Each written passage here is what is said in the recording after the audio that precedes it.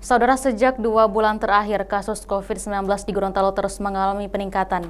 Akibatnya, tingkat keterisian tempat tidur di Rumah Sakit Rujukan Aloy Sabu, Kota Gorontalo hampir penuh. Dari 160 tempat tidur yang disiapkan oleh rumah sakit, 105 diantaranya telah terisi pasien COVID-19. Tingginya kasus penyebaran COVID-19 di Gorontalo membuat keterisian tempat tidur di Rumah Sakit Rujukan terus mengalami peningkatan, seperti yang terjadi di Rumah Sakit Rujukan Aloy Sabu, Gorontalo. Dari 160 tempat tidur yang disiapkan oleh rumah sakit, 105 diantaranya telah terisi pasien COVID-19 atau sekitar 67%.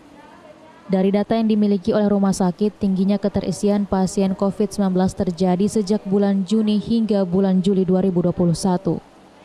Direktur Rumah Sakit Aloy Sabu, Gorontalo, Andang Ilato menyebut, sebulan sebelumnya pihak rumah sakit telah menambah 98 tempat tidur. Namun karena tingginya penyebaran COVID-19, pihak rumah sakit pun menambah tempat tidur menjadi 160 bed. Hingga saat ini pasien COVID-19 yang menjalani perawatan sebagian besar adalah pasien yang memiliki riwayat sedang hingga riwayat berat.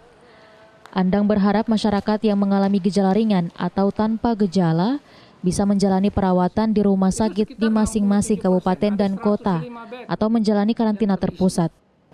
Nah ini kalau dia dari waktu ke waktu dia naik, kasihan. 160 yang sudah kita siapkan ini, itu pasti terlampaui.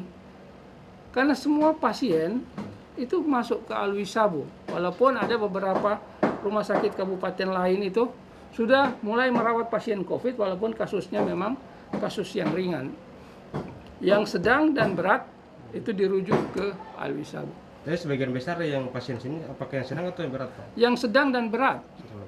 Yang sedang itu adalah yang sudah bergejala, baik dia demam, dia batuk, dia sesak, itu sudah dirujuk ke sini.